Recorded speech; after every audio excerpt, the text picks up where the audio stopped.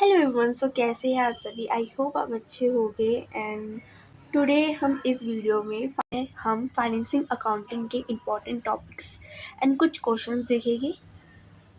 Channel में नए हो और आपको मेरी वीडियो अच्छी लगी है तो मेरी वीडियो को लाइक करना एंड कमेंट करके बताना कि आपको वीडियो कैसी लगी, और चैनल में नए हैं तो सब्सक्राइब करना। तो अब चलते हैं हम वीडियो की तरफ, जिसमें हम डिस्कस करेंगे important questions and important topics. तो पहले हम इम्पॉर्टेंट क्वेश्चंस में वेरी शॉर्ट क्वेश्चंस देखेंगे कि हमारे देखो, वैसे अगर आपको पता हो कि हमारे की जो हमारा पेपर का जो क्वेश्चन पैटर्न है वो कैसे आता है, तो मैं आपको पहले वो डिस्कस करते हैं। तो हमारे 3 सेक्शन में पेपर आता है, सेक्शन ए, बी एंड सी। ए में जो हमारा मार्क्स आता है वो 15 मार्क्स का होता है, और जो बी होता है वो भी 15 मार्क्स का होता है, जो सी होता है वो 45 मार्क्स का होता है। जो हमारा सी सेक्शन होता है वो सबसे हाई वेटेज में आता है।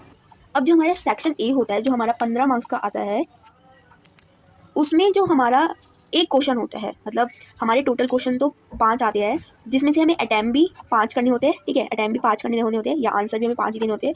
और एक क्वेश्चन, ईच क्वेश्चन जो होता है वो हमारा 3 मार्क्स का होता है।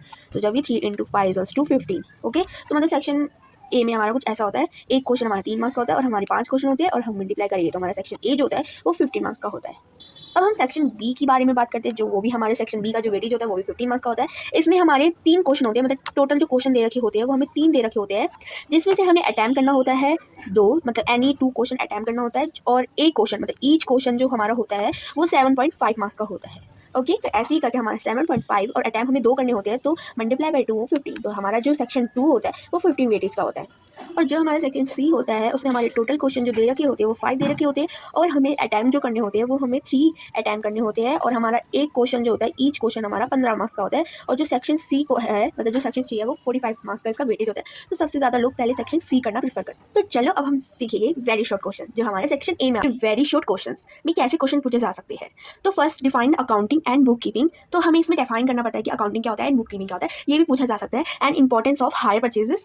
देखिए, हायर परचेजेस का जो टॉपिक है वो बहुत ही ज़्यादा इंपॉर्टेंट है, उसमें से 100% तो आपसे क्वेश्चन पूछे ही जा सकते हैं। एंड हमें इसमें एक और क्वेश्चन पूछा जा सकता है, what is the Indian accounting standard. इसमें हमारे बहुत सारे Indian accounting standard and foreign accounting standard है, हमने पढ़े हैं, जिसमें cash flow statement, value of inventory and disclosure of accounting policy and employees benefit etcetera. तो ये सारे हमारे इंडियन अकाउंटिंग स्टैंडर्ड में आते हैं, एंड फॉरेन अकाउंटिंग स्टैंडर्ड के भी हमारे कुछ पॉइंट होते हैं। तो हमें मतलब ये टॉपिक इंपॉर्टेंट है। एंड फिर नेक्स्ट टॉपिक आता है, define a going concept and what is a hire purchase. मैंने बोला था ना, हायर परचेज का जो अगर कोई भी क्वेश्चन है, मतलब हायर परचेज का आपको टॉपिक एकदम अच्छे से करना है। उसका मीन क्या है, डेफिनेशन क्या है, उसकी इंपॉर्टेंस क्या है, उसके लिमिटेशन क्या है, उसके एडवांटेज क्या है, उसके डिसएडवांटेज क्या है, हमें ये सब पढ़ लेना है। Next, what do you understand by accounting standard and state the objective of accounting standard. तो हमारा ये भी बहुत इंपॉर्टेंट है, इसे भी आप पढ़ लेना।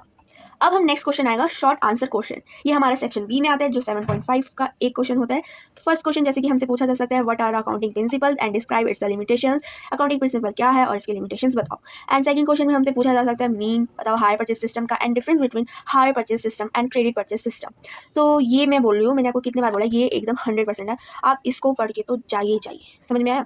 मतलब हायर परचेज है कि जब हम कोई भी असेट्स या मशीन खरीदते हैं तो उसका पेमेंट कैसे करते हैं, मतलब उसके बारे में बताया गया है। जैसे कि ये सेकंड यूनिट में से है, जिसमें हमने instalment purchase system and hire purchase system पढ़ा है। इंस्टॉलमेंट में कि जैसे कि कोई मैंने मशीन नहीं खरीदी है तो उसकी मैंने जब फर्स्ट इंस्टॉलमेंट कर दी, मैं उसी टाइम ऑनर बन जाती हूँ। मगर हायर परचेजेस में ये होता है कि जब मैंने वो मशीन की पेमेंट इंस्टॉलमेंट में कर रही हूँ, मगर जब तक मैंने अपनी लास्ट पेमेंट नहीं करी, जब तक वो मेरी मशीन में नहीं होगी हायर परचेज में। तो यही पढ़ना है हमें, और इसका डिफरेंस भी आ सकता है, hire purchase system, different between hire purchase system and different between hire purchasing system and instalment system. And इसमें भी पूछा जा सकता है different between hire purchasing system and credit purchase system. Okay, तो नेक्स्ट, तो अब हमारा है डिफाइन अकाउंटिंग कन्वेंशन, जो हमारे 4 होते हैं। एक होता है कन्वेंशन ऑफ कंसिस्टेंसी, एक होता है कन्वेंशन ऑफ कंजर्वेटिज्म, और एक होता है कन्वेंशन ऑफ मेटिलिटी, एक होता है convention of full disclosure.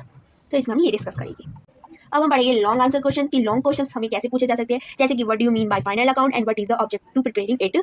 And और हमसे ये पूछा जा सकता है कि mean of wise short working जो है हमारा रॉयल्टी से है, कि जब हमें रॉयल्टी पे करनी होती है तो उसमें हमारी कभी भी शॉर्ट वर्किंग निकालनी पड़ती है, मतलब शॉर्ट वर्किंग निकालनी होती है, तो उसके बारे में बताना है। And explain in the recognize giving and the example देना है। So this is very important.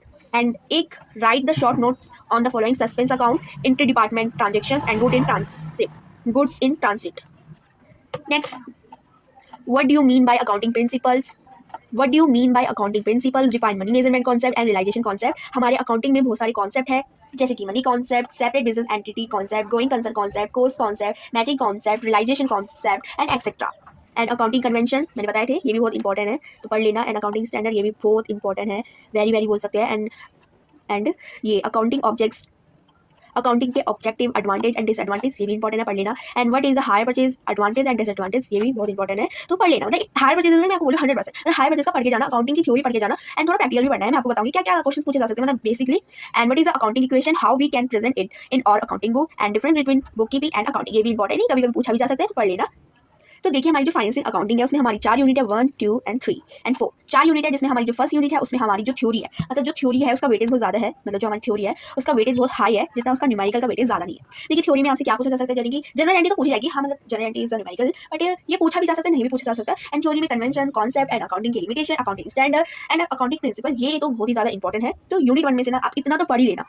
मैं एक बार बता देती, ठीक है। तो यूनिट 1 से जो हमारा इंपॉर्टेंट है ना वो कन्वेंशन। सो यूनिट 1 से क्या इंपॉर्टेंट है जो हम पढ़े, तो है कन्वेंशन पढ़ लेना, कॉन्सेप्ट्स पढ़ लेना, लिमिटेशंस ऑफ अकाउंटिंग, अकाउंटिंग क्या है, अकाउंटिंग के ऑब्जेक्टिव्स क्या है, ये पढ़ लेना, and accounting standard and accounting principles. हाँ, वन मोर थिंग, अगर हमारा यूनिट 1 से कोई न्यूमेरिकल आता है तो वो जनरल एंट्री आ सकती है, बेसिक जनरल एंट्री जो आपने 11th में पढ़ी है, जिसमें राम ने बिजनेस ओपन करा, श्याम ने परचेज करा, मशीनरी एनीथिंग या सेल करा, यही नॉर्मल जनरल एंट्री आप पढ़ लेना। But weightage of unit 1 theory आपसे ज़्यादा पूछी जा सकती है। एंड नेक्स्ट आप पढ़े हम यूनिट 2 में से क्या आ सकते हैं, लेट्स सी। सो यूनिट 2 से हमसे क्या पूछा जाएगा, लेट्स सी।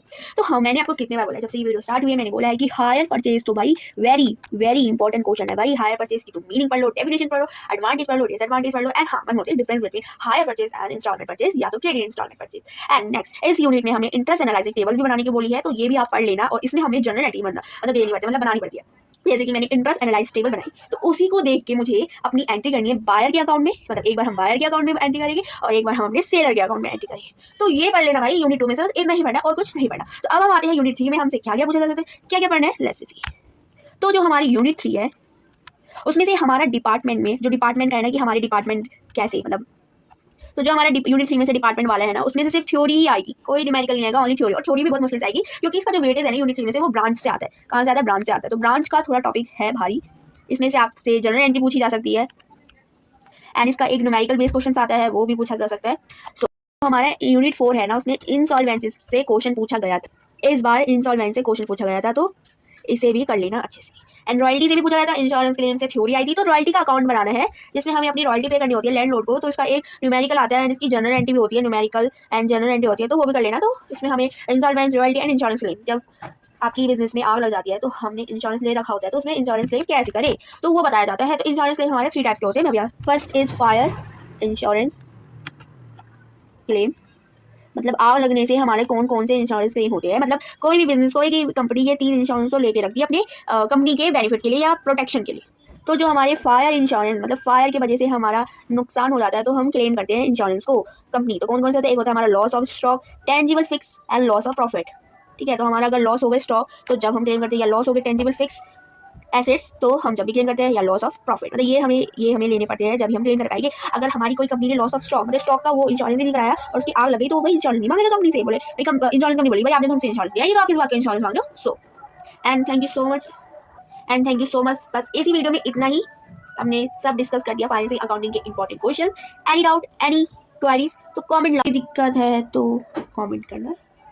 सो मिलते हैं नेक्स्ट वीडियो में, जब तक के लिए टाटा बाय बाय।